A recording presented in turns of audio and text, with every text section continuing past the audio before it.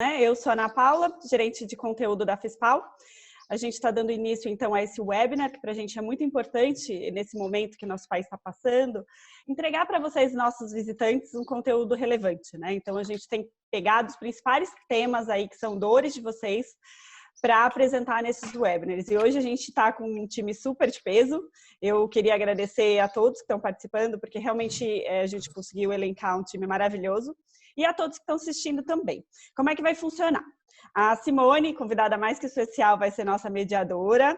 Então, a Simone vai dar andamento ao longo do webinar aqui, conversando com os nossos palestrantes.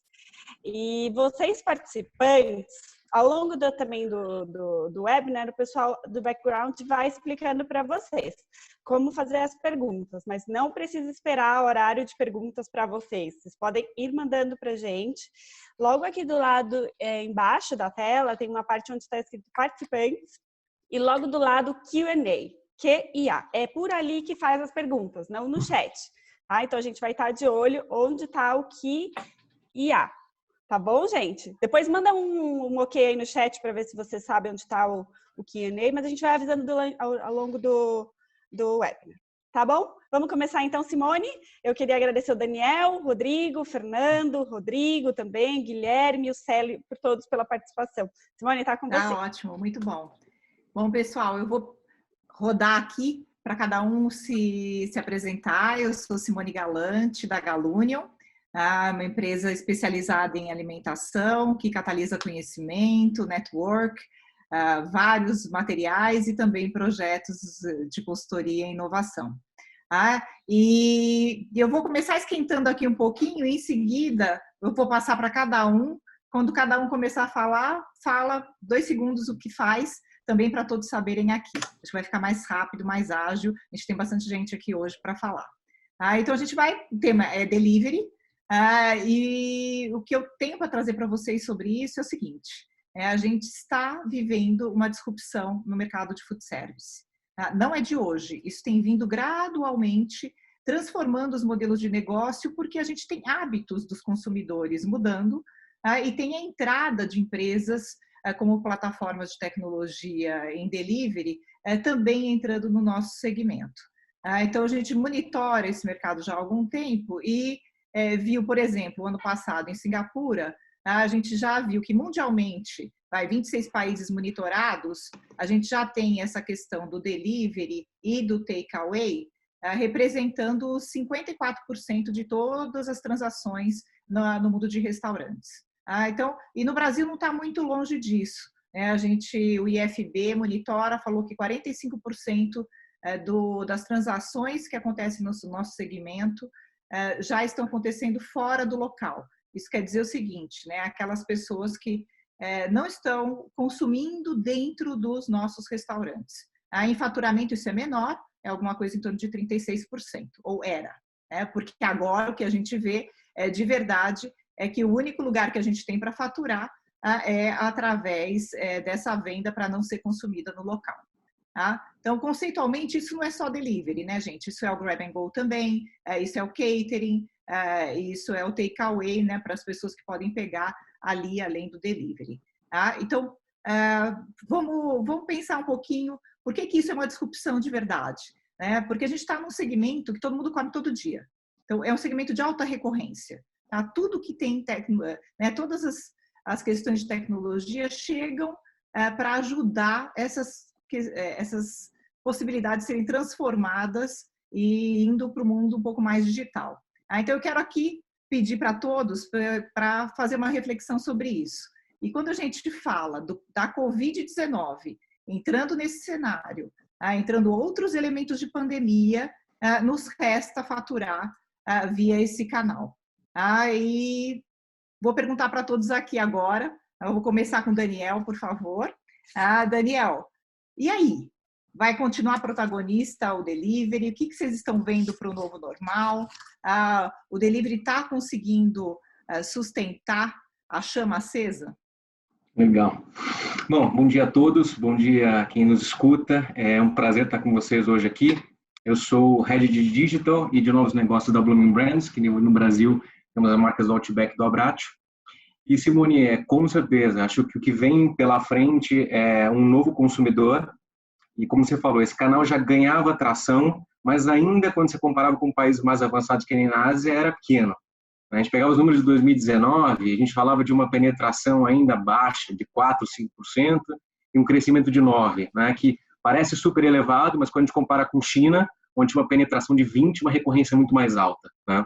Então, a própria maturação do canal já ia levar um destaque para essa plataforma de delivery. Mas, realmente, veio o Covid e é um barato. A gente fala tanto de disrupção e olha para o lado, olha para cima, olha para baixo. Ninguém esqueceu que uma substância, um ser microscópico, podia ser o responsável pela disrupção de um business inteiro, né? Então, verdade. com certeza o que vem pela frente molda em cima desse novo canal, né? E eu brinco aqui com o pessoal que até minha mãe agora aprendeu a pedir no iFood, né? E para mim é um salto quântico quando ela abaixou o aplicativo e conseguiu fazer isso. Então, o que a gente acha é que, da mesma forma que o paladar não retrocede, né? Esse canal de conveniência, essa nova proposta de valor para o consumidor também não vai retroceder, né? Então, vai requerer mesmo de nós, como indústria, repensar os modelos, porque, no final das contas, como é que a gente une a experiência que a gente dá no restaurante, o contato mais próximo, o lado humano, com o lado do digital, né? Que não pode ser um lado que afasta, mas pelo contrário, tem que ser que aproxima. Então, é um desafio super interessante do que vem pela frente e, com certeza, vai mudar a indústria para sempre. Verdade, verdade. Fernando, conta um pouquinho para a gente da Onion e como que vocês estão vendo tudo isso.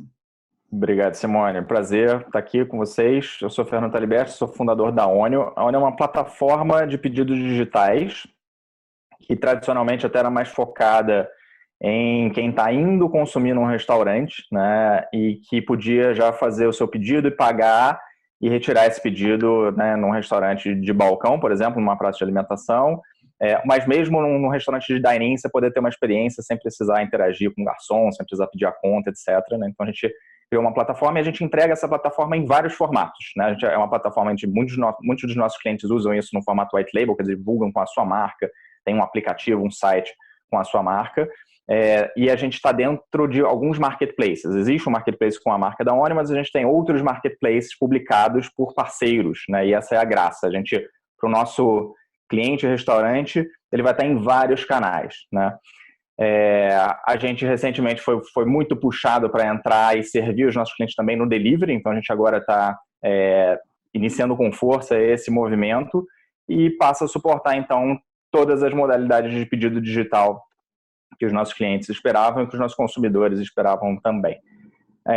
O que eu vejo é que, sim, eu acho que o delivery ele vai continuar crescendo, né? Eu acho que a gente nunca vai voltar até 100%, provavelmente vai ser o número de abril, mas ele vai ser um número maior, um percentual maior do que era antes dessa pandemia, mas com certeza o digital vem para ficar, né? Então, um pouco do que o Daniel falou, né? A gente vai ter experiências de atendimento digital através de vários canais, em vários tipos de atendimento, várias modalidades de atendimento. E esse, para mim, vai ser o novo normal. Isso vai ser muito ajudado numa retomada onde ainda vai existir o risco, ainda vai existir o vírus ali, e os restaurantes vão precisar oferecer para os seus consumidores uma forma de fazer o seu pedido, fazer o seu pagamento, mesmo para o consumidor que está lá presente, sem interagir com o seu caixa, sem tocar num totem de autoatendimento, sem tocar numa maquininha de cartão de crédito, tá? Então a gente está também assim, muito confiante nesse momento de que, claro, né, tem vários desafios, tem um lado muito ruim, mas a gente enxerga um lado interessante e positivo de uma aceleração que a gente já pregava há muito tempo, né, e que muitos dos nossos clientes estavam sendo puxados e estavam sendo reativos em dizer o seguinte: eu não posso estar fora do marketplace tal de delivery, não posso estar fora do marketplace tal porque a demanda está lá, mas não realmente profundamente falando, não, eu preciso oferecer uma experiência de pedido digital para o meu cliente. E agora a gente vê totalmente essa mudança de discurso, né? A gente tem sido muito procurado falar, olha, numa retomada a gente vai precisar da experiência que vocês entregam, né? E depois isso vem para ficar, né? O consumidor vai se acostumar com isso, como o Daniel falou, não importa a idade, né? Isso vai ser o novo normal, tá? E é isso que a gente está entregando. E aí, falando muito do nosso cliente, restaurante, né? Mas o que a gente também entrega é para vários outros parceiros, né? Então, Para ficar um exemplo, a Alelo publicou um aplicativo usando a plataforma da ONI que entrega uma experiência de pedido digital para os seus consumidores. Sem a gente, ela estava basicamente na mão também dos grandes marketplaces. Ela está fazendo isso com a marca dela. A gente tem iniciativas parecidas, anunciamos uma parceria com o Chef's Club fazendo a mesma coisa e vem mais por aí, vem vários outros canais por aí. Então, acho que não é só um aplicativo, não é só um marketplace, é o que vai transformar a experiência, vai ficar mais digital. Exatamente. Agora vamos ouvir um pouquinho o que está acontecendo também do lado da indústria. Guilherme, você que é da Nestlé, conta para a gente o que está acontecendo por aí. Como é que você está vendo também todo esse movimento? Bom, boa tarde a todos. Então, eu sou o Guilherme, Head de E-Commerce da Nestlé. Como que a gente está vendo isso na Nestlé? Então, a gente tem tanto a parte dos transformadores quanto os nossos varejistas ou até canais próprios, né? Do lado dos transformadores, a gente atende grandes que estão mais estruturados na maioria das vezes e já estão conseguindo tomar mais... tem mais facilidade em conseguir lidar com isso, mas tem os menores também, que muitos estavam fechando as portas e a gente está com a iniciativa de tentar digitalizá-los o quanto antes, né, e auxiliá-los eles nessa jornada. Então, a gente criou alguns kits para eles entenderem como entrar num aplicativo ou quais são os caminhos que eles podem vender digital, como entrar numa rede social, como anunciar numa rede social, como, enfim, chamar público para olhar a marca, saber que eles também estão operando dessa forma. Então, a gente está trabalhando muito nessa frente de conseguir auxiliá-los quando fala de transformadores. Quando a gente fala de varejistas, muitos cresceram quase, você tem caras muito grandes que cresceram 2, 3 vezes, você tem caras menores que cresceram até 10 vezes, né, com delivery, sendo esse feito por uma plataforma própria, sendo por mensagem, WhatsApp, telefone, enfim, cada um achou sua forma de conseguir atender o público. E o principal desafio que eles tiveram foi na parte realmente do picking, como que eles vão segregar estoque para essa operação, como que eles vão entregar para esse consumidor. Então, também, a gente auxiliou muitos deles a trazer contingente adicional para esses centros de picking, seja CDs ou lojas, para conseguir atender mais rápido o público e sair daquele tempo de 15, 20 dias que chegou em muitos casos, para voltar ao normal aí de 2 a 5 dias.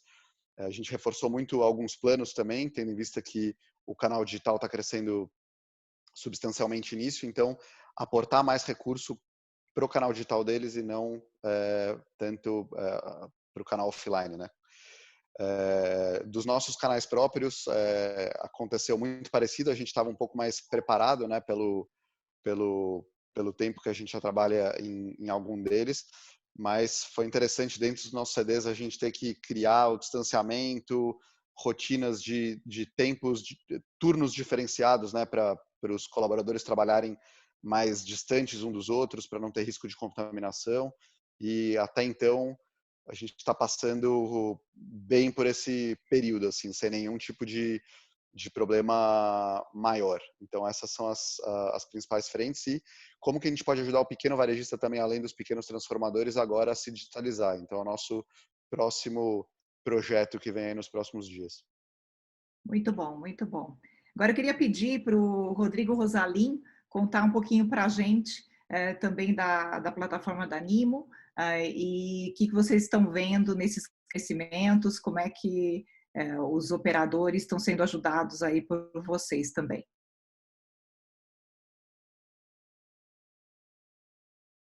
Rodrigo, está com a gente?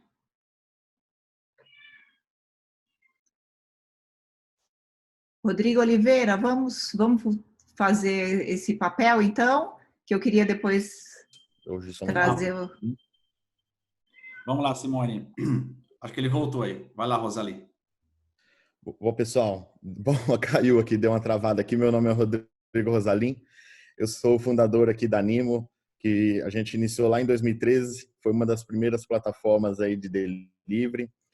Hoje nós somos do grupo Links, né? Recentemente aí nos unimos, aí fizemos M&A aí com a Links, já visando, né, toda essa transformação digital que a Links também está buscando. E, bom, nesse momento a gente está num grande desafio aqui, tá, Simone? O grande desafio é atender, né, todo mundo que, nesse momento aí de necessidade, está buscando a digitalização do seu negócio, né?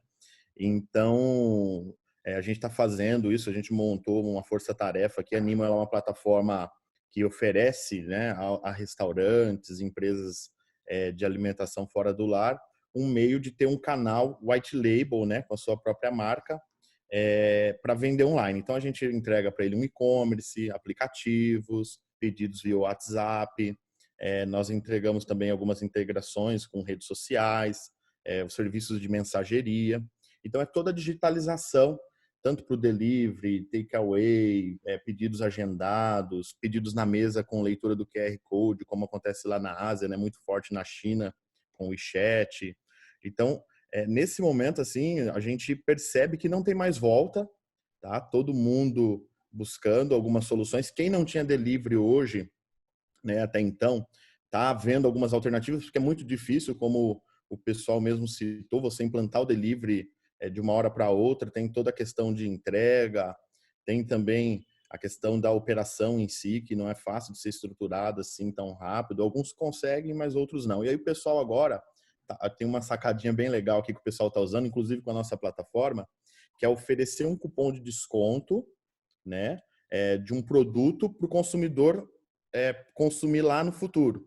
Então, ele permite que vender um rodízio, por exemplo, a 2, né, o consumidor compra agora com desconto e ele dá flexibilidade do consumidor ir lá até dezembro, por exemplo, e consumir na loja. Então, uma alternativa para você antecipar receita também, caixa, e a nossa plataforma permite isso. Mas o delivery, nesse momento aí, está sendo o mais procurado nessa digitalização. E a gente está firme e forte aqui tentando ajudar os restaurantes aqui, os estabelecimentos a entrar nessa onda. Bom, eu agora queria ouvir o Célio antes do próximo Rodrigo. Célio, a gente está falando aqui do delivery sustentar uma chama acesa, mas não é assim para todos, né? Eu queria que você colocasse a visão aí, você tem uma visão dupla, né? Uma visão de quem opera lojas de uma rede, e também toda a visão da Brasel. Pode contribuir aí com a gente com o que você imagina que vai acontecer, o que está acontecendo agora e o que vai acontecer no novo normal? Bom dia a todos, obrigado pela oportunidade de estarmos juntos aqui conversando. Está ouvindo? E aí, obrigado pela oportunidade e dizer que o assunto delivery, obviamente, não é novo, já é um dos assuntos prioritários para o setor e para a Brasel. Eu sou o Célio Salles, eu tenho negócios de alimentação rápida, franqueado do Bob's, tenho bastante experiência em delivery, há mais de 20 anos, e também agora falo em nome da Brasel, uma entidade muito preocupada com os estabelecimentos, as pequenas empresas, a sua viabilidade e como a gente vai passar por esse desafio enorme que estamos enfrentando agora. O desafio do delivery, ele para o pequeno negócio, fazendo um breve resumo, ele envolve duas esferas, né? Primeiro, aqueles que já operavam delivery antes da pandemia e os que iniciaram depois, né? Para aqueles que já faziam, essa transição foi mais confortável e, no primeiro momento, houve um bom impacto. Houve um crescimento de vendas, as empresas se sentiram até muito motivadas no que se refere ao delivery. Mas depois houve uma acomodação, tanto porque o cliente, que no começo pediu mais, depois se retraiu um pouco, até por questões orçamentárias, né? Mas, em outro lado, porque houve muito aumento de oferta. Então, o mercado de delivery cresceu no primeiro momento e depois deu uma estabilizada. O segundo desafio do empresário é aquele que não fazia delivery e, para manter sua empresa viva, resolveu fazer. E isso ele sofreu muito. O começo é devagar, a menos que ele já tivesse uma base de clientes forte. E para muitos, essa ativação do delivery foi apenas um resultado marginal. Para a grande maioria, isso não viabiliza o negócio todo, mas mantém a empresa de pé, né? O desafio agora para todos que estão operando delivery é como ganhar dinheiro, como controlar sua base de clientes e como disputar o mercado com tanta disputa de preço. Esse é um bom assunto para nós, Simone. Esse é um assunto aí que vai dar umas 3 horas, né, Célio? Mas é extremamente relevante essa disputa das marcas nesse outro universo. Como a gente está vendo aqui no Q&A, as pessoas perguntando como é que eu disputo com mais de 300 marcas no aplicativo. Realmente é uma questão desafiadora. Rodrigo, você que tem uma visão aí geral da questão de tecnologia, traz para a gente aí o que você acredita que vai estar acontecendo no novo normal. Se apresenta aí para todo mundo, por favor. Então, vamos lá, bom dia a todos. Obrigado, Simone, obrigado, Ana, e todo o time aí da FISPAL Food Connection e os meus colegas aí presentes. Eu sou Rodrigo Andrade, sou responsável pelo segmento de Food Service aqui na Lynx, né? Ou seja, tudo aquilo que a gente desenvolve de tecnologias para o varejo, focado no mercado de Food Service. E a Lynx, de maneira geral, ela desenvolve tecnologias para todo o mercado do varejo, né? Então, eu queria aqui contribuir um pouco também, trazendo essa visão que a gente está olhando para outros mercados. Então, acho que a transformação digital, que era um assunto que sempre teve em pauta em nossas discussões, nossos fóruns. Alguns segmentos adotaram muito mais rápido, né, que é o segmento de moda e varejo de produto de maneira geral. Já vinha no processo de transformação ali de e-commerce já há bastante tempo. O food service teve o grande impulsionador inicialmente com tecnologia por meio dos marketplaces, e aí foram surgindo várias plataformas de tecnologia, assim como a Nimo, Onion e várias outras grandes empresas que estão apostando fortemente na digitalização do varejo de food service. Mas aqui tem um desafio muito grande, né? E o Célio sabe disso, e o Daniel também, os operadores e o consumidor, né? Assim, essa mudança de cultura, ela não só requer a disponibilidade da tecnologia. A tecnologia está disponível já há bastante tempo, mas a gente fazer essa transformação, fazer com que as pessoas consigam colocar no seu dia a dia a adoção de tecnologia, sempre foi um desafio para o nosso negócio. E aí eu colocaria aqui alguns pontos. O primeiro deles que, depois da pandemia, da Covid, ter sido instaurada, houve um processo que a gente está chamando de pressurização, né? Então, inevitavelmente, as pessoas, como não podem sair de casa, tiveram que se adaptar rapidamente. Então, acho que o novo normal é esse. O novo normal é as pessoas que aprenderam a usar a tecnologia, elas não vão desaprender, né? Então, isso vai fazer com que os operadores cada vez mais estejam mais próximos da tecnologia e, com isso, o acesso vai ser muito mais fácil. E falando um pouco do que a Lynx vem fazendo, né? Então, além das plataformas da Nimo, que o Rosalin já explicou, plataforma de e-commerce, a gente tem investido muito fortemente em tecnologias contactless, né? Ou seja, são tecnologias que a gente facilita o acesso. Então, imagine aqui uma padaria ou um restaurante local no bairro que ele tem um acesso restrito ali à sua região, ele pode simplesmente começar com um link de pagamento, né? Ele pegar o seu próprio WhatsApp pessoal e mandar um link de pagamento para que o cliente possa fazer o pagamento da sua compra.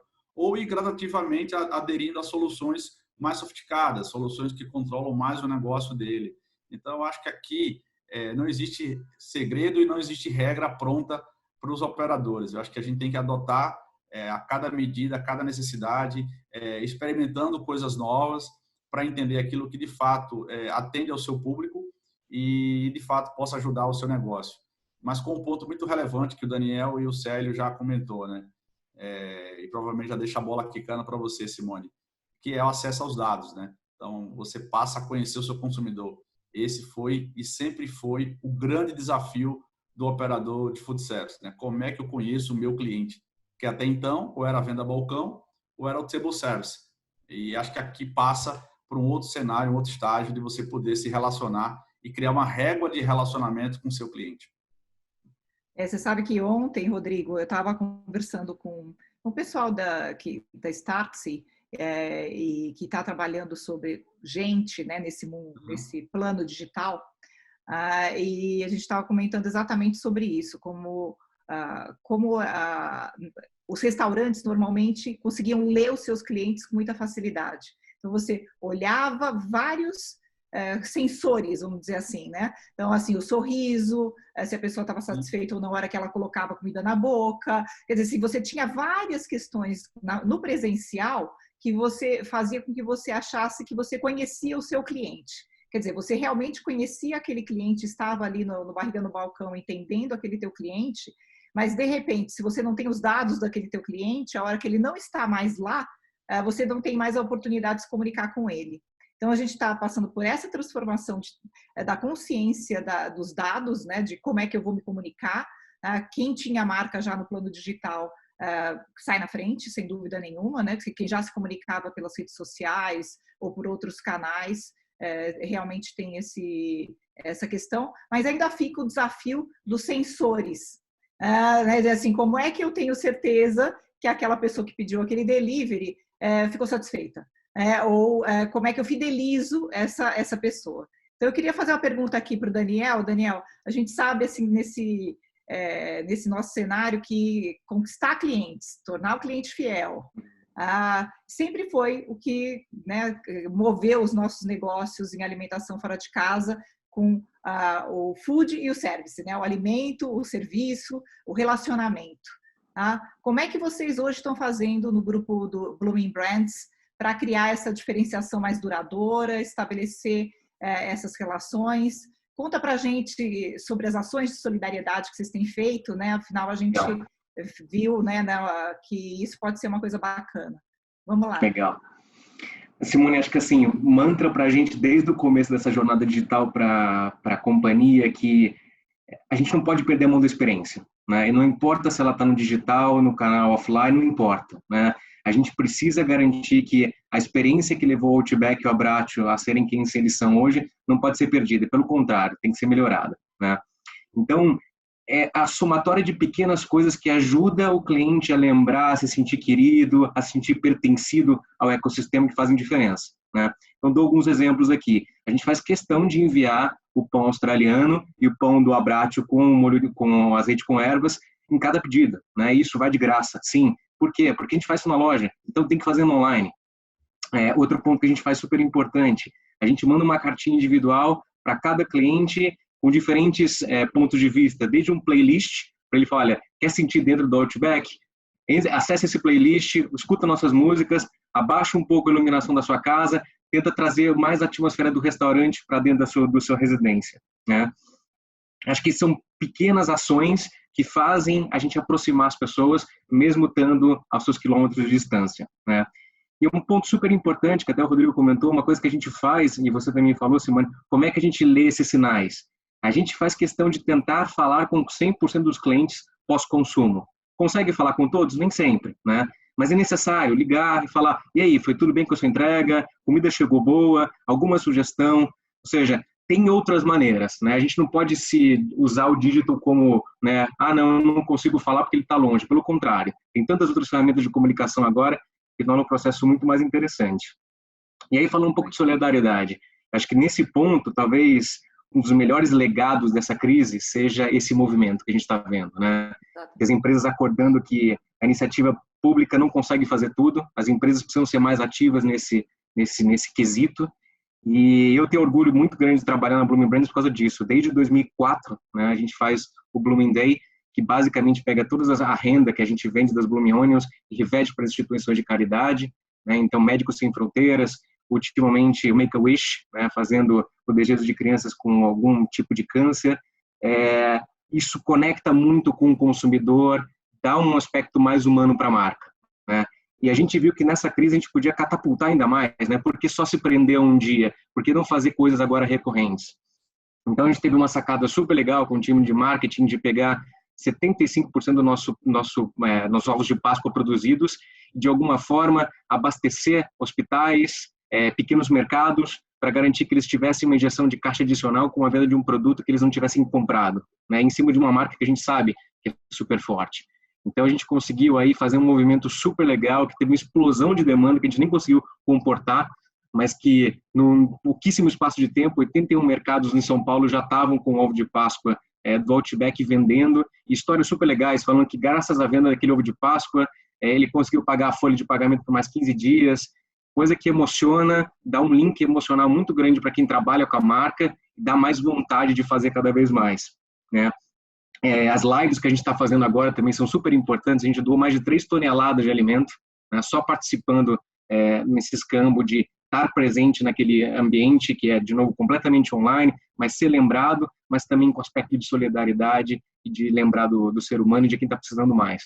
Acho que isso é o mais legal e que, sinceramente, eu espero do fundo do coração que permaneça pós-crise, né? As empresas assumam mais esse triple bottom line e lembrem que tem uma comunidade, tem pessoas e tem um ecossistema que precisa ser cuidado, né? Não é só o lucro. Exatamente. A gente sentiu isso muito do consumidor. A gente fez uma pesquisa logo no comecinho de abril e ele nos disse claramente 3 S: saúde, segurança e solidariedade. Aí, a hora que falava em delivery, ele falava o primeiro item que ele gostaria, né, que motivaria ele a comprar mais refeições, era se a empresa estivesse oferecendo algum tipo de benefício para quem está precisando. precisando, seja pessoas carentes, ou seja para profissionais de saúde, enfim. Então, a gente vê isso realmente como um grande apelo. Guilherme, conta para a gente da Nestlé, né? Uma marca tão querida que já trabalha com várias questões. Na parte do e-commerce, que você falou que está, né, fazendo para ajudar os operadores, quanto está representando esse canal? Como é que é essa importância dessas atitudes? Tá bom.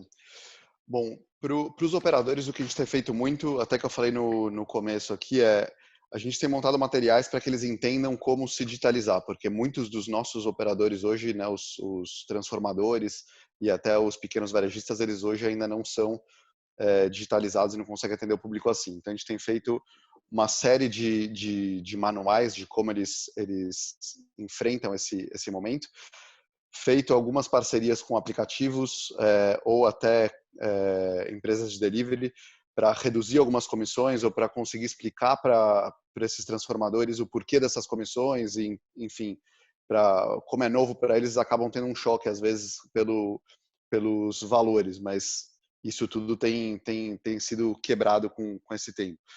Aliás, isso é um ponto super relevante, Guilherme. Acho que é importante, que já tem algumas perguntas aqui no Q&A, nessa questão dos percentuais, né? Às vezes as pessoas falam, não, é um absurdo X percentual, mas o que está por trás desse percentual? O que é dado de serviço também, né, de logística, de custos adicionais? Vocês estão explicando esse tipo de coisa, é isso, Guilherme? Exato. Então, são explicações diferentes quando você fala para um varejo ou para um transformador, até porque as taxas são bastante diferentes. Então, enquanto em um dos lados, né, que é o transformador, você tem a participação no portfólio de transformadores, né? Ou seja, você está dentro de um aplicativo que te endossa como um bom restaurante para você conseguir trabalhar. Então, você ganha fluxo desse aplicativo. Tem também o próprio serviço de delivery já incluído nisso. Então, por um lado, você tem essas partes. Quando fala do varejista, você tem picking, delivery e um pouco menos ainda a questão de estar presente dentro do aplicativo. Então, isso é importante que eles entendam, porque eles começam a receber um fluxo de pessoas que eles não receberiam pelos canais normais deles. Então, isso auxilia eles a começarem a crescer a marca deles no digital. Então, isso é um dos pontos que a gente vem trabalhando bastante forte e para quebrar essa barreira inicial, trabalhando com esses aplicativos para reduzir, ou a gente subsidiando até parte disso, para conseguir ser uma entrada mais fácil, né? Então, esse é um dos trabalhos que a gente tem feito nesse caminho. Outro ponto é, quando a gente faz a venda para eles, a gente claramente aumentou o crédito, né? Porque muitos deles estão com dificuldades de venda, então até ganhar atração de novo, eles estão um pouco mais restritos. Então, a gente tem ampliado condições de crédito e também modalidades inovadoras que alguns atacados talvez já façam, mas dando até parcelamento via cartão de crédito quando compram da gente. Então, isso também, isso vai ser lançado, na verdade, na semana que vem, mas isso tende a vir ajudar bastante eles. Então, muito bom. do que estamos fazendo. Simone, deixa eu pegar o gancho aqui, que claro. já que estamos falando das taxas, tem muita pergunta sobre a taxa. Então, eu queria perguntar para o Fernando e o Rodrigo, Rosalim, se existe saída, o nosso setor vai conseguir competir com os grandes players? O que vocês percebem aí nesses novos entrantes, né, como você e o Rodrigo? Legal. Posso começar. A gente enxerga, sim, uma saída e, assim, meu entendimento um pouco em cima do que o Guilherme falou as taxas são altas, tem muito serviço agregado, mas tem muito custo agregado que está relacionado com geração de demanda, né? De precisar fazer anúncio na novela das 8, gastar muitíssimo em construção de uma marca querida do consumidor. E isso cria um ciclo que não é positivo, na minha visão. Assim, o que acontece? O restaurante acaba sendo muito pressionado pelas taxas, acaba subindo o preço, o consumidor acaba pagando um preço mais caro, né? E você cria uma nova dinâmica que não é positiva. A nossa visão é que existe um outro modelo que pode ser alcançado, né? Na nossa visão, com uma taxa muito menor. Por quê? Porque a gente, em vez de cobrar uma mensalidade, cobra uma taxa, porque a gente tem custos variáveis, né? E a gente, por outro lado, não quer que o restaurante pague se ele não estiver vendendo, né? Então, a gente também quer ajudar ele nesse sentido. Se ele está vendendo, ele está pagando algo proporcional muito menor do que um dos grandes marketplaces. E a nossa estratégia para por que eu não preciso fazer anúncio na novela das 8 e ter todo esse custo de marketing? Porque do outro lado, eu também sou a ferramenta de delivery de grandes marcas, né? Grandes marcas de shopping centers, marcas de meio de pagamento, etc., que vão ajudar no marketing e o próprio restaurante, né? Então, a gente quer se posicionar como uma ferramenta que ele vai usar não só para o delivery, mas também para o delivery com uma taxa muito mais competitiva e que ela é aceitável, que ele entende que ela, inclusive, reduz custos. Se ele passar 60%, 70% das vendas dele pela plataforma, ele vai ter menos custo, porque ele vai ter menos overhead de pessoal, etc. Então, ele vai ter uma margem melhor e totalmente no risco, né? Então, a gente entende que esse é o caminho. E não só para o delivery, né? Como eu falei antes, nossa maior força, inclusive, era nas modalidades de atendimento presencial. E para isso, né, que é o core do restaurante, você tem que oferecer um custo que faça sentido, que tenha a margem no final. A gente trouxe a mesma visão para o delivery e é o que a gente enxerga. Dá para a gente ganhar dinheiro junto, o restaurante ganhar dinheiro, a gente ganhar dinheiro e ter um modelo que para de pé. Rodrigo? Concordo bastante com o que o Fernando falou. Eu acredito que as taxas, né, as comissões, elas vão existir, principalmente nos marketplaces. Mas, por outro lado, eu acho que o delivery próprio, né, a plataforma própria do restaurante e o marketplace, eles vão caminhar juntos. Então, não existe uma competição, na verdade, entre se eu tiver o meu delivery próprio, a minha plataforma própria, eu não vou estar no marketplace. Nós temos aqui falado bastante disso, que essencialmente, assim, os estabelecimentos, os restaurantes, eles podem usar os marketplaces como um canal de aquisição de novos clientes.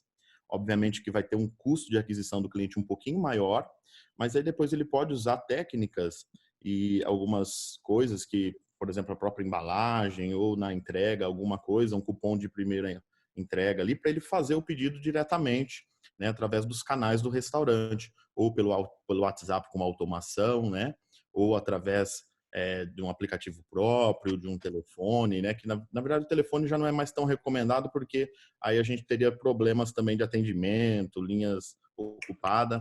Mas assim, a ideia é que eles continuem no marketplace, tá? Dependendo, obviamente, do momento do restaurante, porque assim, o grande problema que a gente enxerga se aquele restaurante ele já tem uma base grande de clientes fidelizados que já compra com ele, se ele entrar somente em um marketplace, a tendência, devido a essa convergência digital, né, as pessoas, o consumidor quer facilidade para fazer o pedido, a tendência é que essa base fidelizada daquele restaurante passe a comprar, então, pelo marketplace, e ele vai gerar um custo que ele não tinha na sua operação. Então, o que a gente tem falado? Se ele já tem uma quantidade, né, é um restaurante que já vem aí com uma história, tem bastante delivery, que ele comece, então, primeiro com uma plataforma própria, tá? Para poder atender os seus clientes e depois use o marketplace, então, para fazer a aquisição. A gente estava falando de satisfação, né, desses sensores, e eu acredito muito que a tecnologia, né, essas plataformas, como o pessoal comentou aí, né, o Daniel, ela ajuda bastante a gente entender também essa experiência que o consumidor está tendo. Porque como o iFood, por exemplo, dispara depois ali a pesquisa, né? Hoje a tendência é que essas plataformas, né, todas as plataformas aí também façam o mesmo. E também a gente vai conseguir ter algumas métricas de gestão que eu considero que todo gestor deveria conhecer, que é entender qual é o custo de aquisição de um cliente, qual é o lifetime value dele, ou seja, quanto que aquele cliente está gastando dentro de um período de tempo, deixando de dinheiro dentro da loja, entender também o Net Promoter Score, que é o quão satisfeito, né, aquele cliente está em relação à experiência que ele está tendo no teu restaurante. Então, a tecnologia ela vai permitir que o gestor, né, como a Simone falou, não tenha só aquela impressão de que sorriso é cliente satisfeito, né? A gente vai conseguir se aprofundar mais no entendimento, na experiência que o consumidor está tendo com o nosso atendimento. Eu queria acrescentar, entrando no assunto e olhando mais pela ótica de fato do operador, né? Os restaurantes, quando conversam conosco lá na Brasel, perguntam: pô, como é que eu consigo pagar uma taxa que o teto é 30% e se eu sou muito forte, sou um excelente negociador, a taxa pode chegar a 20%, ou seja, de 20% a 30% é o intervalo de taxa. Como é que um restaurante consegue viabilizar ter este custo dentro de uma estrutura em que a margem dele era 10%, talvez menos. A questão é o seguinte, dando um passo atrás na história do delivery, mesmo antes das plataformas, tá? Eu lembro muito bem que eu tinha a vontade, como entregador, de destacar o custo de entrega, ou seja, pegar lá e botar a taxa do entregador, há 10, 20 anos atrás. E o cliente achava injusto. O cliente se negava a pagar a taxa. Quando eu pegava a taxa e embutia no preço, aí o cliente não reclamava. Então, eu acho muito engraçado uma questão da percepção dos clientes de que destacar a taxa, naquela época, gerava algum desconforto. E agora, lembrando que a entrega tem custo. E quando a gente questiona essas taxas do full service, das plataformas como iFood, Rappi e Uber Eats, e quando eles cobram 20% a 30%, parte disso é a estrutura, o sistema, o marketing, o ambiente, mas grande parte desse custo é o entregador, é o motoqueiro, né? E esse entregador, ele tem custo e ele tem que ganhar dinheiro. Então, não é razoável que um restaurante absorva integralmente o custo de entrega, como muitas vezes acontece, e fazendo, então, com que seja para o cliente, às vezes, mais barato comprar na plataforma do que comprar no próprio restaurante. Isso às vezes acontece. Então, o que eu quero dizer é o seguinte: existe hoje, o mercado se movimenta espontaneamente, grande parte dos operadores de restaurante tem tabelas de preços diferentes entre o estabelecimento físico e a delivery e, inclusive, cardápios diferentes. Isso é um assunto que a Simone o dali não deve ser igual ao cardápio. Quando eu digo cardápio, quais são, não precisa ser o mesmo, com as mesmas características, não deve ser o mesmo que o cardápio que o delivery do estabelecimento. E vou dar só um exemplo. Batata frita e a cebola do Outback, ou seja, frituras em geral, elas não se comportam bem dentro do pacote. Elas não se transportam bem, perdem a crocância. Então, é muito natural ou colocar ressalva ou não oferecer esse produto. E aí, pensar em que produtos são mais adequados para o transporte, pensar na margem desses produtos e, eventualmente, que esses preços possam cobrir os custos de entrega, mantendo a saúde financeira, que, obviamente, é o desejável, né? Célio, eu queria complementar que você entrou num ponto agora muito importante que já vem sendo perguntado aqui pelo público também. Essa relação com o entregador, isso vai mudar muito, né? A Simone tem aí dados sobre essa questão de segurança alimentar, que o consumidor realmente, isso vai ser mais pedido daqui para frente, né? Como que você vê essa questão de segurança alimentar não só entre a relação com o entregador, mas também com o novo normal, né? Como essa questão de segurança alimentar vai mudar muito no setor? Isso para o Célio e para o Daniel Barbosa também, se vocês puderem entrar nessa questão. Eu gostaria de colocar também. Né? Eu gostaria de colocar também um ponto, por favor. Mas eu puxo aqui, primeiro dizer que houve recentemente uma grande iniciativa das plataformas de delivery, grandes operadores de food service, incluindo a Brasel, para padronizar o manual de segurança dos alimentos no que se refere a delivery, né, e entregas, né? Então, pelo menos deixar claro quais são as exigências. Segundo, obviamente que o entregador ele não está muito preocupado com esse detalhe. Ele tem que ser treinado, tem que ser orientado, tem que ser estimulado a estar mais atento à segurança dos alimentos. Mas a base da garantia da segurança, né, do que o estabelecimento pode fazer, de fato, é embalar muito bem e lacrar muito bem o produto, né? Quanto mais a embalagem conserva, mais ela é fechada e inviolável, mais ele pode ficar seguro de que o produto chega inteiro ao cliente, né? Era essa a pergunta, Ana? Eu acho que nesse aspecto, eu vou só falar um pouquinho antes do Daniel, que certamente tem muita coisa a nos dizer sobre embalagem, produtos e tudo. No aspecto geral que a gente vê do consumidor, é que o consumidor hoje está buscando, sim, a embalagem lacrada. Aliás, os entregadores, né, foi feita uma pesquisa nos Estados Unidos, tá, gente? Não tenho dados aqui do Brasil, mas nos Estados Unidos, 28% dos entregadores confirmaram que alguma vez comeram alguma coisa de algum pedido. Tá? Violaram a embalagem e consumiram alguma coisa. Então, assim, a importância do lacre é sine qua non, mas além do lacre, nesse momento, com a pandemia, o consumidor está muito preocupado da embalagem ser higienizável. Eu quero entender esses aspectos da segurança mesmo do que você está me entregando. Então, eu queria passar a bola aí para o Daniel para contar um pouquinho para a gente dos cuidados que vocês estão tendo, em especial aquela parte também toda das instruções na hora que chega o produto no delivery, que eu acho que é muito bacana. Uhum. Legal. Então, vamos lá. Só para responder a primeira parte da Ana, acho que a relação com o motoboy, com o courier, realmente tem que mudar, né? Essa pessoa, essa entidade passa a representar a marca, né? O contato com o consumidor ali final, que antes era um garçom treinado e retreinado no dia a dia, passa a ser um motoboy que mal conhece o produto que está levando, né?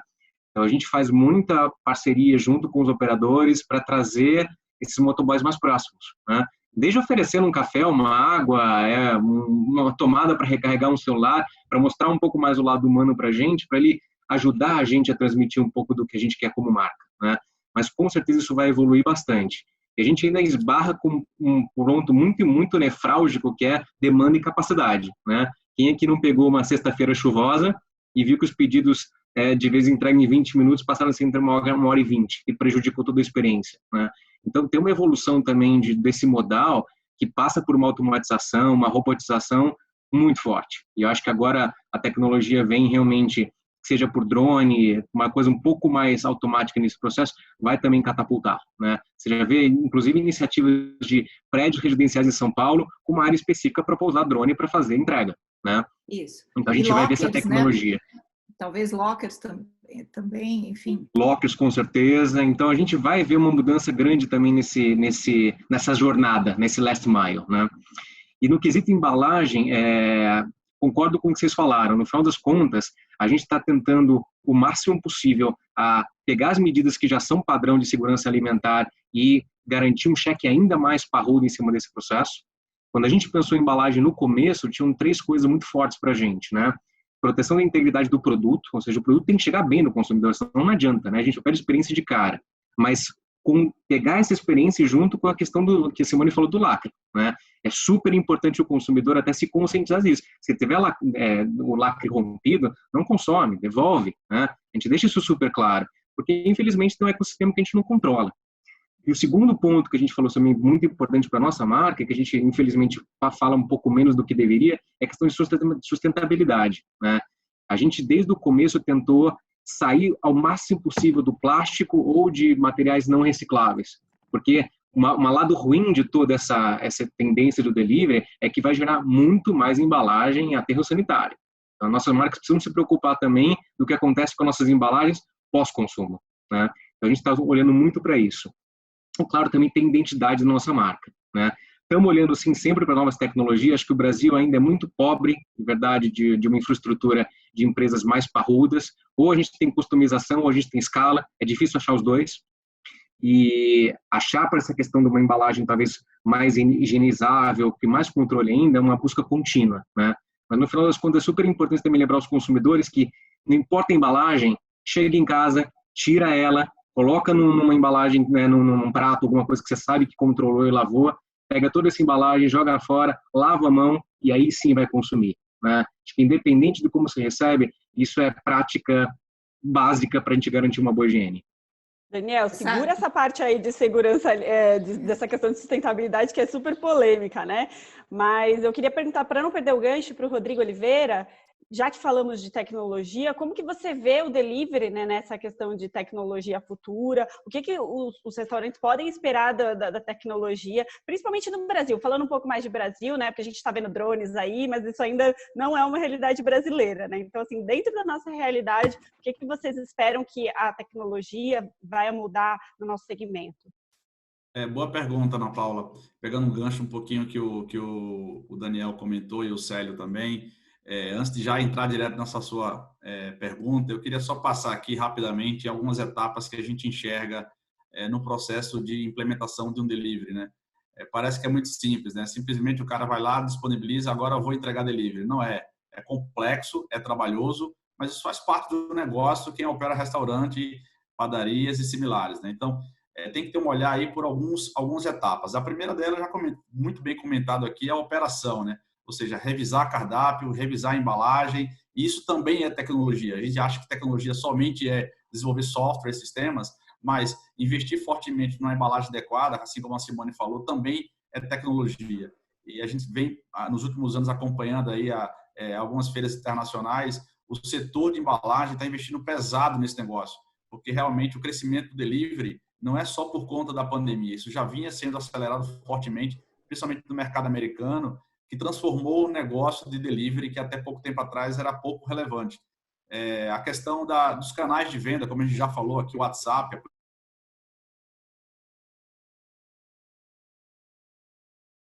o processo de comunicação é muito forte, gente. Não adianta implementar um delivery e o seu cliente não saber que você existe. Então, a comunicação via marketing digital, a comunicação pelo seu site, ou até simplesmente, né, aquele imãzinho de geladeira que a gente coloca lá com a comunicação da tua solução, é uma forma de você atrair o seu consumidor, né? E, por último, muito importante, já um pouco comentado aqui, a questão do last mile e toda a logística de entrega, né? Isso é muita tecnologia. Eu tenho acompanhado de perto aí com algumas empresas parceiras de logística de entrega. Eles estão investindo fortemente também em tecnologia para medir, para cada vez mais estar próximo do consumidor. E chegando aí na tua pergunta, Ana, onde é que isso vai chegar, né? O que é que está vindo por aí? Eu posso afirmar com bastante franqueza que o Brasil não deixa a desejar em nada em termos de tecnologia de ponta o que tem lá fora. E por que lá fora a gente tem mais coisas disponíveis do que aqui? Na verdade, é um pouco do que eu falei no início, é o processo de aculturamento, né? É a adoção. Tecnologia disponível a gente tem, as pessoas precisam adotar, e as pessoas estão adotando. Esse período aí, que já não é mais quarentena, né? Já virou sessentena, as pessoas estão adotando a tecnologia. Então, acho que essa questão de drone, enfim, vai vir muita coisa nova. Eu acho que tudo envolve na regulação da demanda. Muito fortemente falado aí pelo Daniel, uma sexta-feira chuvosa, enfim. Você regular a demanda, porque um produto que é entregue com a demanda que já é planejada, ele vai ser entregue com a melhor qualidade. E quando você explode a demanda, você tem que ter tecnologias que consigam ajustar a tua área de entrega. Se normalmente você entrega com 5 quilômetros e tua demanda aumentou, diminui o perímetro de entrega, reduz horários, aumenta horário. Então, acho que as tecnologias vão caminhar para a automatização de regulação de demanda, para que o restaurante cada vez mais consiga ter tecnologias que ele consiga atender rapidamente seu consumidor e, no final, gente, entregar comida com qualidade, né? Que é o que a gente quer e o que a gente, de fato, busca quando a gente quer consumir no seu restaurante preferido. Muito bom, Rodrigo, muito bom. A gente sempre fala, né, que o modelo do delivery que a gente está vendo aí, ele não está redondinho, ainda tem muita evolução para acontecer. Até porque essa dor desse last mile aí, com a questão, né, de não estar 100% bacana, a gente também não está conseguindo monitorar tudo, esses sensores que a gente falou. Eu vejo, na verdade, com uma grande positividade tudo que está acontecendo. É um momento muito difícil agora para todos, não vamos negar isso, mas a gente vai conseguir ter escala para algumas coisas. E para quem já trabalhou na área de compras, a gente sabe que a escala, né, e, por exemplo, a demanda que você comentou, ela ajuda a muita coisa poder prosperar. Então, na parte de embalagens, eu acredito que a gente vai ter condição de ter outras alternativas do que a gente tem hoje. A gente não pode esquecer que sustentabilidade realmente é um driver de escolha do consumidor. Talvez nesse momento ele não esteja tão na mesa quanto saúde e segurança. Então, esses critérios de escolha que mudam do consumidor é outra coisa que a gente tem que levar muito, muito em consideração. Eu queria fazer só a última pergunta agora para todos, e depois eu vou passar para a Ana Paula para ela complementar todo o restante das perguntas que estão super bacanas no Q&A, ela está acompanhando, que é para falar sobre o Dia das Mães, né? Afinal, está aí na esquina, e queria saber de vocês se vocês têm visto alguma prática, alguma movimentação especial para tornar essa experiência também significativa no nosso segmento de food, né? E dividir aqui com quem está nos assistindo, por favor. Vamos lá, falo rapidinho. Simone, super importante, acho que tem uma mudança também de comportamento, né? De novo, minha mãe estava pedindo, né, comida em delivery. A gente talvez via um consumidor talvez um pouquinho mais jovem antes, solteiro, né, pedindo por comodidade. E agora a gente está tendo que compartilhar também com famílias, o que é muito legal. Então, sempre que a gente está olhando agora para as plataformas de promoção, a gente está pensando quem está do outro lado, né? Então, é uma mãe pedindo, que talvez tenha um filho pequeno, poxa, vamos colocar então um prato de kids de graça, né? para garantir que o pacote está sendo entregue de uma forma legal. E a gente também vai fazer umas promoções bem legais no Dia das Mães, tanto para o Outback quanto para a Bratio. Então, acompanhem a gente no iFood. Vai ter prêmio, vai ter promoção legal. Acho que é super importante também alavancar essas datas comemorativas, porque elas são feriados, né, que traziam um fluxo muito interessante para a loja. Elas também têm potencial de trazer um fluxo muito grande para online. Então, temos que, de alguma forma, casar essas duas oportunidades e não esquecer que as datas comemorativas também são importantes para o mundo online. E tem que ter proposta para isso. Muito bom. Alguém mais quer contribuir? No nosso caso, pensando em delivery mais de supermercado, a gente fez nas nossas lojas Nestlé, na época da Páscoa, por exemplo, a possibilidade de você personalizar o cartão para quem você estava mandando, né? Então, a gente até escrevia à mão para dar um pouco mais desse ar que foi de um para o outro mesmo. Então, você colocava nas observações o que você queria de mensagem e a gente escrevia, colocava num cartão bonitinho e entregava o ovo com essa mensagem. No Dia das Mães, quando a gente fala o que presentear de alimentos para as mães, em geral a gente fala muito mais em chocolates. Então nossas experiências de chocolates vão ter algo em torno disso e a gente também está fazendo parcerias com alguns outros varejistas de presentes para conseguir também entregar alguma experiência. Bom, do meu lado, eu acho que a contribuição que eu queria dar é essa percepção de que o grande marketplace, delivery não é o único canal, né? As marcas têm diversos canais para trabalhar, né? E elas podem enxergar a sua rede social como um canal, o seu WhatsApp como um canal, Google como um canal, e trazer o consumidor para uma experiência digital de pedido e encarar essa experiência digital de pedido como uma forma de digitalização de um relacionamento, de fortalecimento, de fidelização, que vai na contramão de eu estou na mão de um marketplace de delivery, né? É muito do que a gente acredita e tudo que a gente está entregando para os nossos clientes, e tem alguns que estão fazendo isso muito bem, aproveitando como ninguém esse momento. Bom, pessoal, para finalizar aqui, nós, nas últimas semanas aí sobre a Páscoa, né, a gente teve uma grande quantidade de players, aí o Rodrigo Oliveira sabe disso daí, de empresas que trabalham, né, essencialmente com Páscoa, é o momento mais forte ali no ano ali de vendas, e a gente ajudou, né, essas empresas a conseguir, pelo menos, atender na ponta, porque algumas delas já tinham e-commerce, mas sempre o pedido caía na central de distribuição, né, e com a nossa solução, eles conseguiram atender o consumidor já com a entrega direto do lojista, lá do franqueado, lá que estava cheio de estoque, né? E eu estou vendo agora no Dia das Mães também o mesmo movimento, né? O pessoal falou aí de chocolates e essas empresas aí continuam agora se preparando aí para oferecer uma experiência bem bacana para as mães, com promoções especiais, né? O envio de cartão, então assim está surgindo bastante coisa legal aí. Eu acho que tem que usar a criatividade, né? Eu acho que a digitalização ela permite ali que, né, essa transformação digital permite ali que o restaurante, a empresa, né, o supermercado, eles possam, como por exemplo Starbucks, colocar um nome ali, sabe, solicitar um nome e fazer algo mais personalizado ali para o consumidor. É bem interessante essa personalização, né, e essa segmentação, entendendo o público ali que você vai atender. Pegando o gancho aí do meu xará, a contribuição que eu queria deixar aí de preparação para o Dia das Mães, todo mundo sabe, né? Dia das Mães, eu acho que é o dia que todo mundo vai para o restaurante ao mesmo tempo, né? Então, eu não lembro de dia do ano mais lotado no cenário normal, né? Antes da pandemia, os restaurantes realmente lotados, já começam filas enormes ali a partir de 11h30, meio-dia, e, enfim, se alonga por todo o dia até no jantar.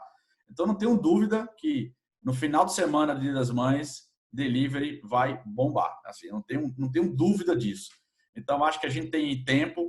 As tecnologias que a Lynx e a Nimo distribuem para o mercado são muito rápidas de ser implementadas. Então, ainda dá tempo, quem não está preparado para se preparar. Mas mais do que se preparar, gente, eu acho que o recado que eu queria deixar aqui é: identifique na sua operação qual é o seu desafio. E trate isso com muito cuidado. Não dá para fazer tudo ao mesmo tempo. Então, se o desafio é canais de venda, tem muitas opções de tecnologia. Se o seu desafio é logística de entrega, tem muitas opções de empresa no mercado. Então, tentar enxergar qual é o seu principal desafio para você estar mais preparado. 100% preparado ninguém nunca está, porque o setor ele evolui diariamente. Nessa pandemia, a gente enxergou que a evolução acontece várias vezes dentro do mesmo dia, né, Simone? Então, eu acho que o recado que eu daria é isso, é cada um olhar para a sua operação e ver quais são os desafios que precisam ser implementados rapidamente, né? Serem corrigidos rapidamente. Legal, então vou começar aqui então, Simone, com as perguntas do público. E depois o Célio conta para a gente, Santa Catarina está aberto, né? E o que eles acham que vai acontecer ali no Dia das Mães. Mas ótimo. Ótimo, exatamente com o Célio que eu queria comentar, porque a gente tem muitas perguntas que eu vou juntar todas em uma aqui, né, Célio? Então, o que as pessoas estão nos perguntando? Tá, somos níveis diferentes de delivery. Se eu não tenho, por onde eu começo?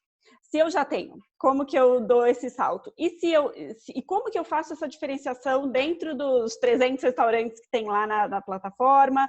Como que eu me diferencio do Dark Kitchens?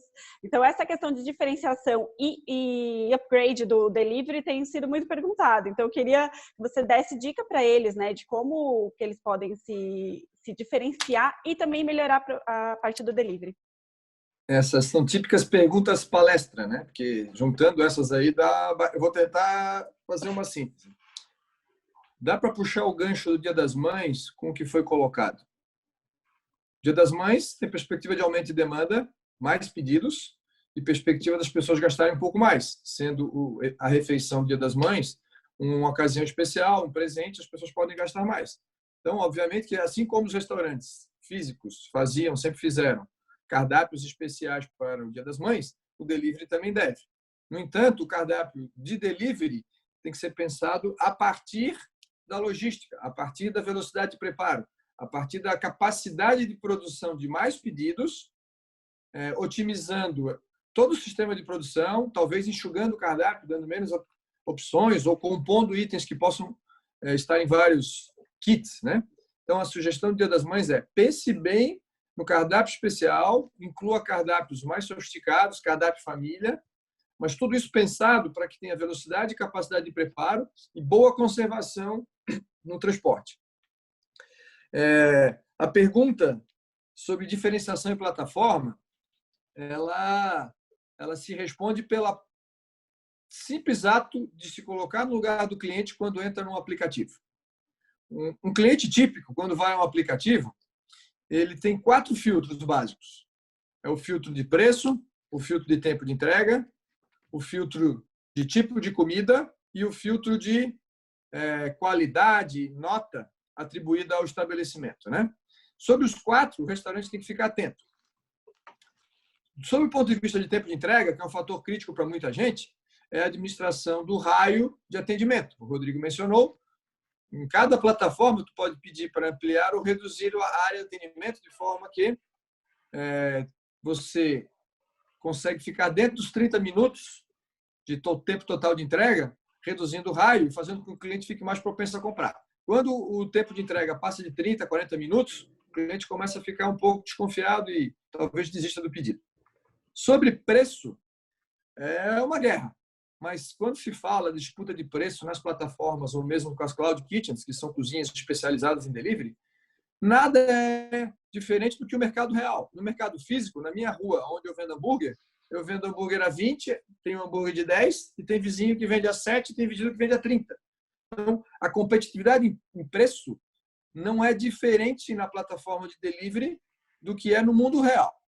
A diferença é que o cliente consegue ver tudo. Então, não tente enganar o cliente, porque ele vai descobrir. Sobre a questão da segmentação, do filtro que o cliente faz por tipo de comida, aí reside uma oportunidade.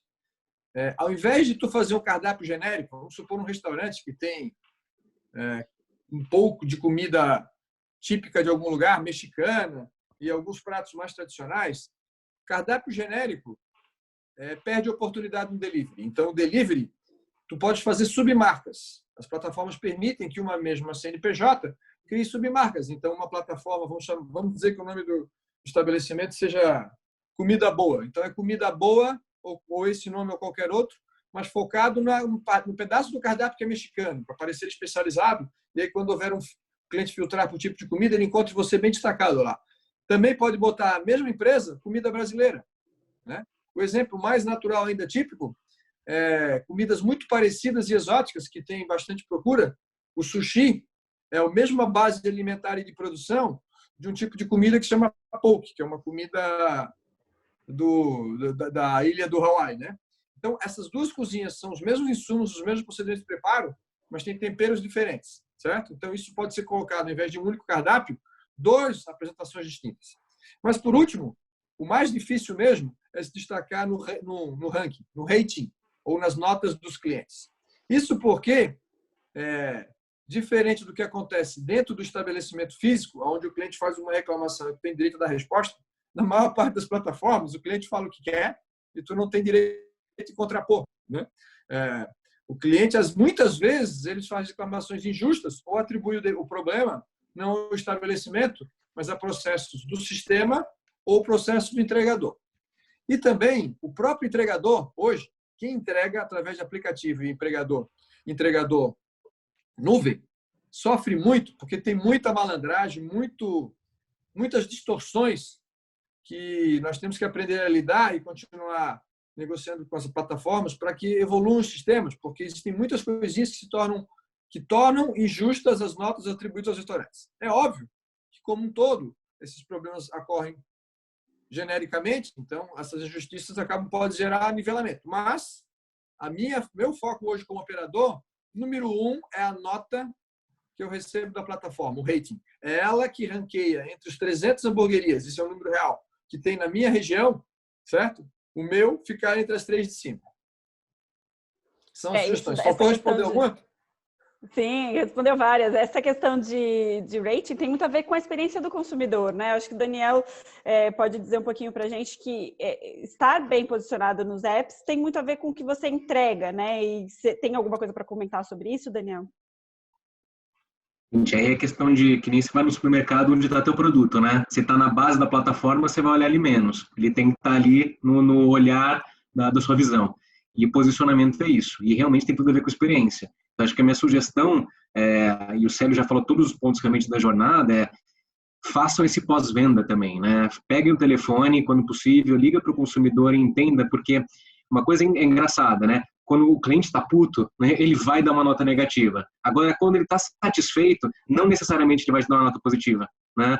Então, e você precisa um pouco das duas, você precisa desse balanceamento. Claro, se você foi ruim, como é que você melhora? Mas você precisa também ajudar o cara a falar, olha, me ajuda, né? É importante para mim que você me classifique se a sua experiência foi boa, né?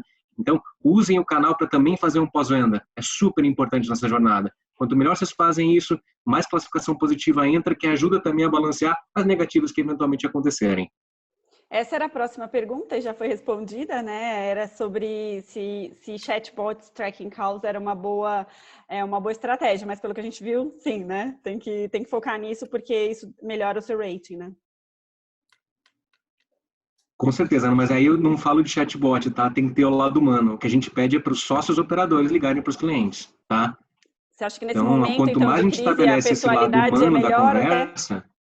Essa questão de pessoalidade é até melhor muito do que... Muito melhor. Até porque, de novo, quem me falar que conseguiu ver um chat com linguagem natural que funciona bem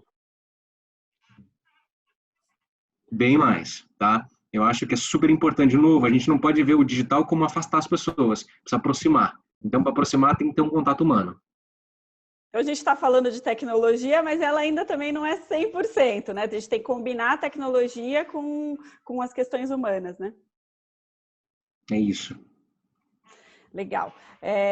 Tem uma pergunta aqui também bem complexa, eu acho que dá para todo mundo responder e tem muito a ver com o que a gente tem falado, que é o que vai ser esse novo normal, né? Então, o que esperar do delivery nesse novo normal? Eu queria começar com a Simone, porque ela fez uma pesquisa bem legal falando sobre o que o consumidor está vendo sobre isso, né? Baseado nos 3 S. Explica um pouquinho para a gente, Simone, o que você acredita, o que você espera através dessas opiniões que você já colheu do mercado, né?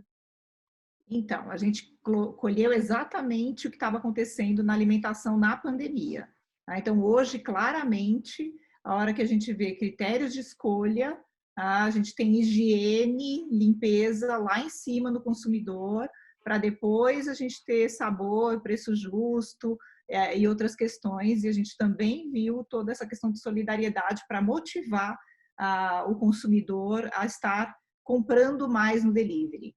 Uma outra coisa que a gente viu, que a gente achou super interessante, é a questão das marcas que ele confia. Então, ele escolhe os restaurantes pelas marcas que ele confia. Mas um atributo super relevante são os reviews, como a gente falou agora há pouco. É mais relevante do que simplesmente a reputação da marca, se uma marca grande. Eu quero saber o que o consumidor daquela marca está falando sobre ela. Então, esse é um outro aspecto. A gente também viu que ele está evitando muitas questões de food trucks, quiosques de rua, evitando o restaurante por quilo. Então, a gente vê desafios, sim, em formatos onde a expressão, né, o toque, né, as questões ligadas a toque, ficavam mais evidentes para uma possível contaminação. Então, está vindo uma série de questões. A gente está soltando uma outra pesquisa agora, nesses próximos dias, então daqui uma semana a gente já tem também essa perspectiva de várias perguntas que a gente está fazendo aqui, a gente fez lá justamente para entender se ele vai querer continuar indo no restaurante self-service, se não, e se ele não quer, o que formato que ele mais quer, se ele vai querer ser assistido, o que ele vai querer que aconteça ali, para a gente conseguir ter inferências. Mas se conecte mesmo nas novas ocasiões de consumo, na jornada. Então, hoje, para você reduzir cardápio é uma realidade. A hora que a gente voltar para o novo normal, depois de um certo período de redução, talvez exista a necessidade de revitalizar para depois reinventar dentro do processo. Então, nesse momento, é olhar muito bem esses critérios de escolha do seu cliente, se conectar com ele e não perder a humanidade.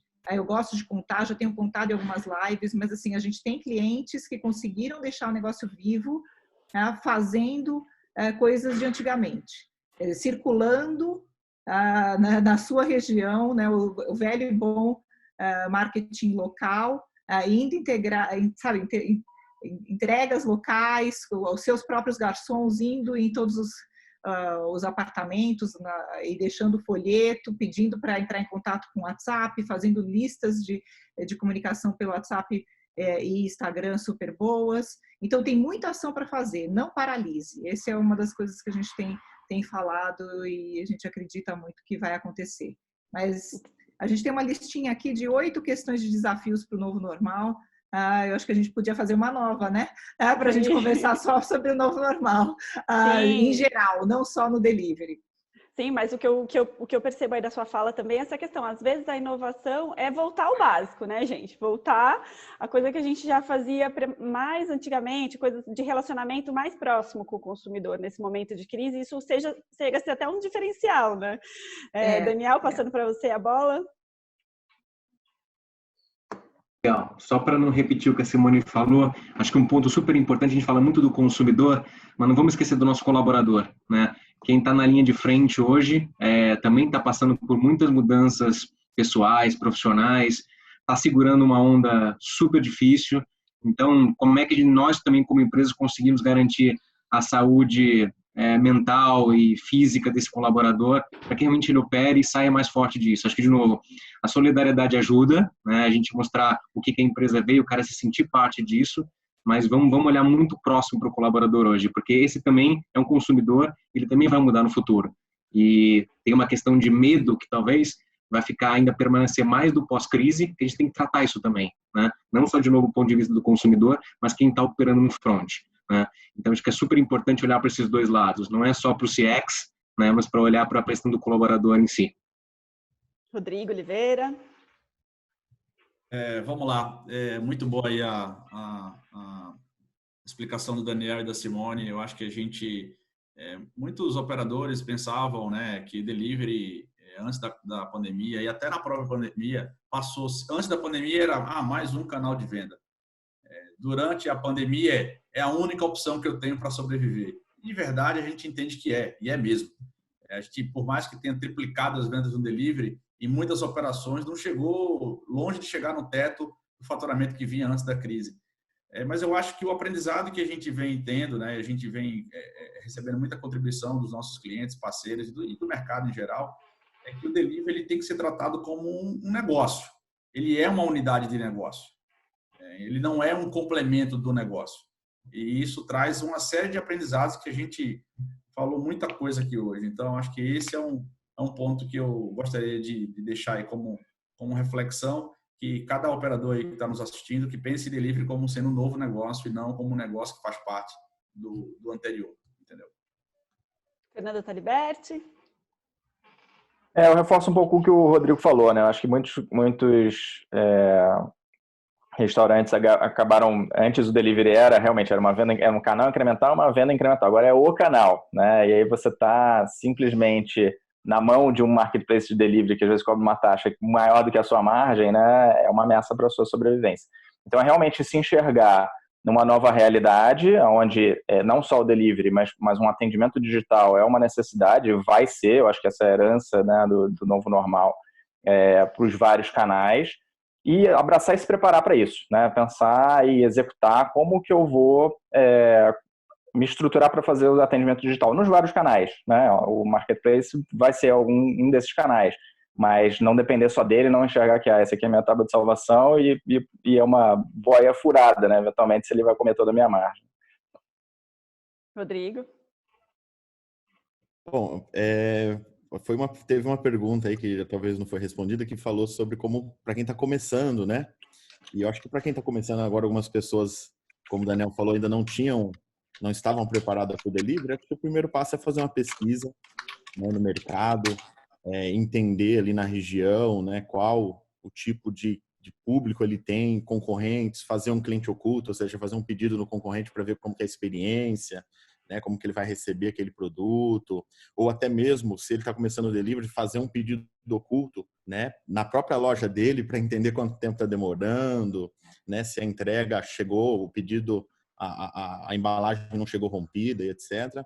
E uma dica que a gente está dando bastante para os nossos clientes aqui, inclusive ontem teve uma pizzaria que teve que fechar a operação, ela teve que parar, fechar o aplicativo porque estourou ali a quantidade de pedidos. A pessoa estava falando de referral, né? É um marketing de influenciadores. Então, assim, se você puder fazer, né, parceria com algum influencer da tua cidade ou da tua região que fale com o teu público e fazer uma parceria para ele oferecer um cupom de desconto ou algum benefício, você tem grandes chances aí, se ele tiver uma audiência muito boa, de estourar aí as vendas. Então, eu acho que nesse momento não tem mais volta. Esse já é o novo normal aí já há algum tempo. Na verdade, as pessoas perceberam agora. Eu acredito muito nisso, porque como eu sou muito voltado aqui delivery, né, o tempo todo e-commerce e delivery, a gente já vinha esse movimento, essa convergência há muito tempo. E agora as pessoas realmente, por necessidade, estão tendo que se adaptar aí o mais rápido possível. Eu queria colocar aqui um ponto, porque o Rodrigo colocou uma coisa muito importante dessa colaboração ampliada da questão dos influencers e tudo. E a gente não pode esquecer que o consumidor, que ele está fazendo mesmo comprando e cozinhando na casa dele. Isso é o que ele mais está fazendo. Muito mais, infelizmente, do que consumindo do food service tradicional vendido nos nossos restaurantes através do delivery. Então, acho que a gente tem que, sabe, ampliar a visão e fazer uma colaboração assim meio que sem precedentes, né? Pensar também no empório que está do teu lado, nos varejos alimentares, como o Outback fez com o ovo de Páscoa, mas será que a gente não pode fazer um pouco mais do que isso? A gente está vendo aí movimentos de algumas marcas vendendo ingredientes, vendendo direto para o consumidor comida congelada, para que ele realmente faça na casa dele. Então, assim, dá para ampliar as soluções, porque esse novo normal vai trazer uma dinâmica diferente, que talvez a gente precise mudar realmente do nosso negócio atual. A gente precisa ampliar a colaboração sem precedentes com influencers, usando tecnologia, mas pensando também, talvez, em outros canais de venda. Guilherme, pegando o gancho aí da Simone, né, como que vocês, como uma grande marca, né, percebem esse novo normal? Sei que vocês têm unidades em todos os cantos do mundo. Como que vocês têm esses insights e o que vocês poderiam passar para eles também nesse relacionamento com toda a cadeia, né? Não tirando só o foco ali do delivery, mas também com os fornecedores. Como que é essa visão de vocês? Esse ponto que a Simone estava falando é muito relevante. Então, o que a gente tenta fazer é sempre olhar o que está acontecendo nos outros mercados, que estão principalmente mais avançados na curva, para ver como que eles estão já tendo tendências diferentes, ou hábitos diferentes de consumo. Isso é super importante para a gente se precaver aí do que vem. É claro que o Brasil é um país diferente em muitos aspectos, então a gente também fica muito próximo dos nossos clientes, fornecedores, para entender também muito do que vem por aí.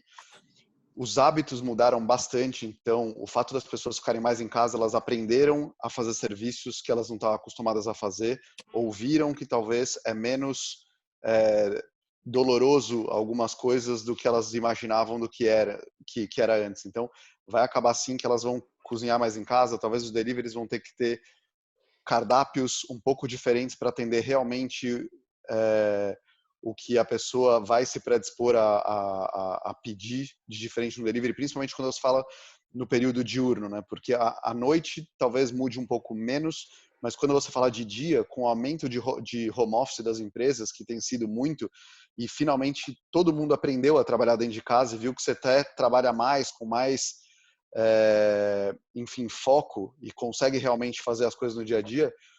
Talvez os centros urbanos tenham uma migração, né, de pessoas indo para outros lugares. Não necessariamente você vai ter naquele mesmo centro onde estão todas as empresas, indústrias, etc., tanta densidade de restaurantes ou do delivery acontecendo ali. Então, acho que isso tudo vai acabar dando uma chacoalhada e a gente vai ter que tá antenado nisso para saber como progredir. Então, acho que uma dica que eu dou é: não pensem que vai voltar para o que estava antes ou só o delivery naqueles lugares que estava antes. Vai ter oportunidade das zonas menos densas no dia a dia, né, também a evoluírem, porque as pessoas vão estar mais afastadas dos centros corporativos. Então, acho que isso é uma oportunidade que tem para ficar bastante de olho. Célio? Eu queria acrescentar aqui um complemento que se refere à experiência em Santa Catarina, que está um pouco adiante dos outros estados, né? Santa Catarina e Florianópolis estão com números bastante estáveis. Taxa de ocupação de UTI de 14%. Nos últimos 7 dias, em 4, não houve nenhuma morte. E isso está ensejando uma retomada gradual muito cuidadosa. Então, na semana passada, os restaurantes que estavam fechados puderam reabrir. E eu posso trazer para vocês algumas impressões a respeito dessa retomada, né? Primeiro, que os clientes não saem correndo atrás, não saem. As pessoas estão podendo, estão ficando em casa. Por mais que surjam aquelas polêmicas, como aquele vídeo do shopping center lá, aquilo não reflete a realidade ampla. As pessoas que podem ainda estão preocupadas e com medo e ainda estão tentando ficar em casa. Já aquelas que têm alguma necessidade saem. E ao ir aos restaurantes, obviamente que tem formatos de restaurante que são mais confortáveis, mais seguros. Tipicamente, lanchonetes com embalagens descartáveis, com marcas consagradas, dão um pouquinho mais de confiança.